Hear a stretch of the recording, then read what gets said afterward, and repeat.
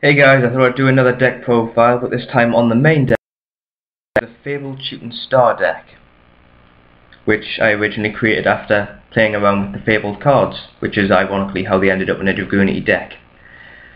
So we start off with one Doppel Warrior, which, due to the high amount of special summonings from the grave, is a very good card to have in there, and the tokens are very good for tuning with Fabled Shower, which would allow to summon Formula Synchron.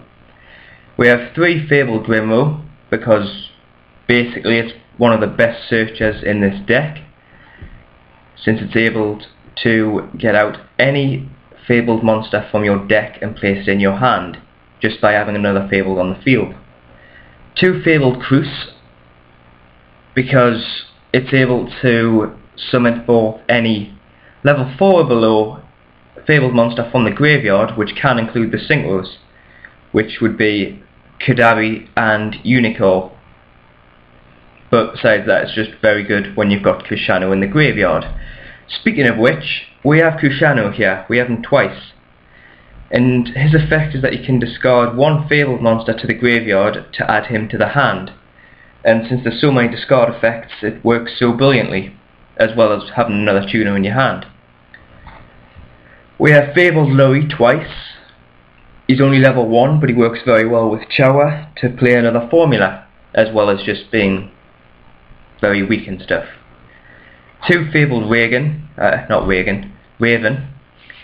which is a level 2 tuner monster, but you can discard as many cards from your hand as once to raise his level by 1 for each. I mean, the attack raising, it's never really that important. So because of that, you're able to choose which synchro monsters you're gonna summon, really, and Reagan was always one of the preferred ones for the draw power.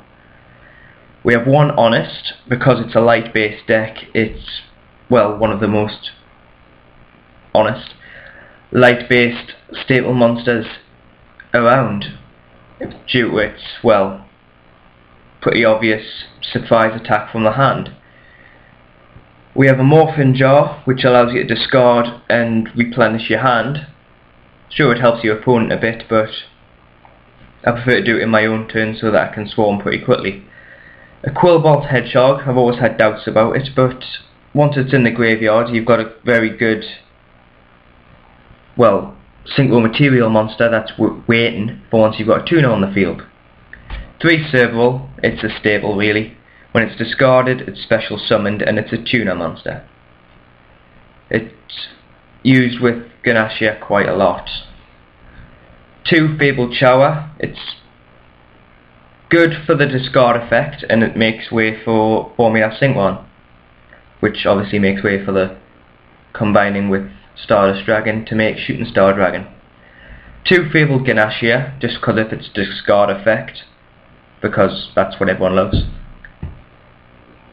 2 Fabled Nozochi, because, well, discard effects are always nice, and you're able to summon another level 2 from your hand.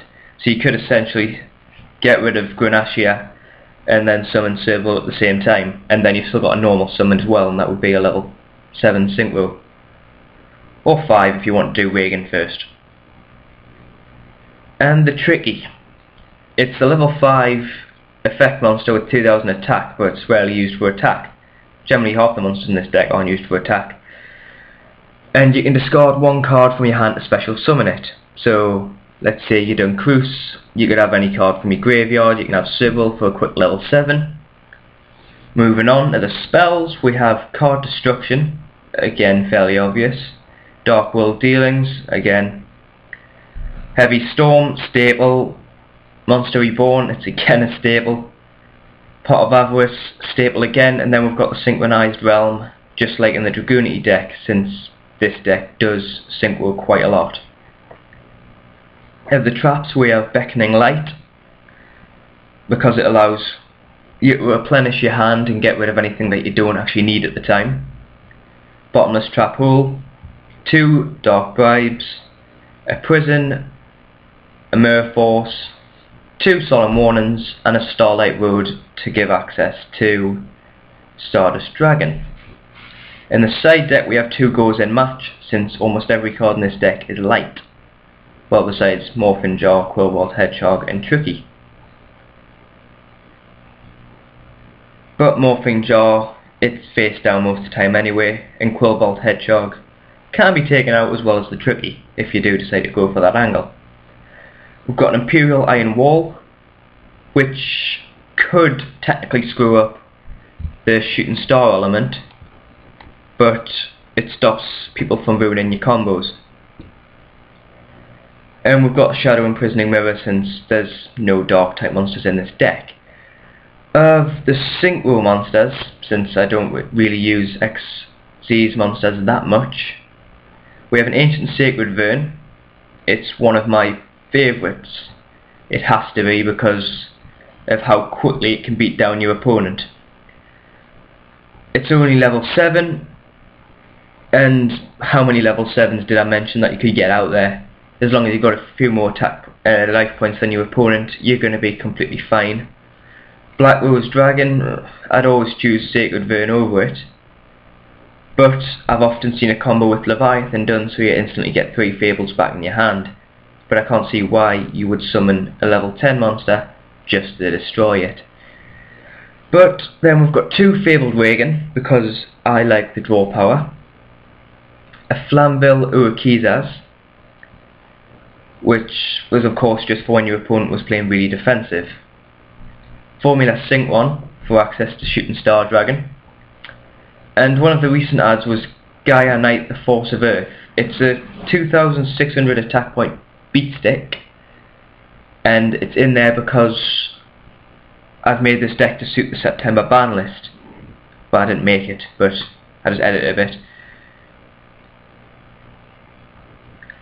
Since Brionic gets banned.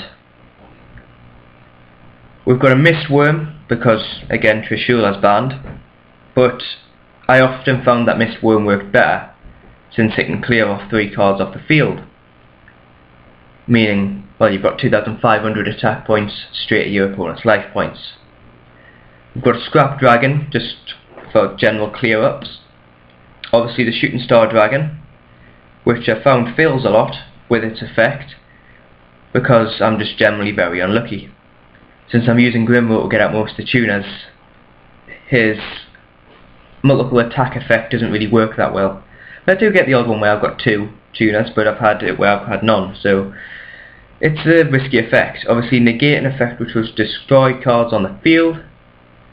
It's obviously stronger than Stardust on that account, and if your opponent decides to declare an attack at something, you can remove Shooting Star from play to negate it, which means it obviously can't be removed from the graveyard as the normal Stardust can. Obviously 2 Stardust Dragon for access from Starlight Road or General Synchros, the Fabled Kadabi, which is one of my favourite Synchros, I have to say, because this deck often has 0 cards in the hand, since due to its high swarm rate. So the fact that it can't be destroyed by battle or card effects, you could just technically place it in defense mode and just sit it out, waiting for you to draw something. But of course, then if you play like a Morphin Jar, it's pretty much screwed you in the end phase. Then the Fabled Unicorn. It's a situational synchro, but if used at the right time it completely shuts your opponent down, because they can't play any spells, traps or monsters effects, which kind of screws everyone, because that's what everyone likes to do. So that was my Fabled deck.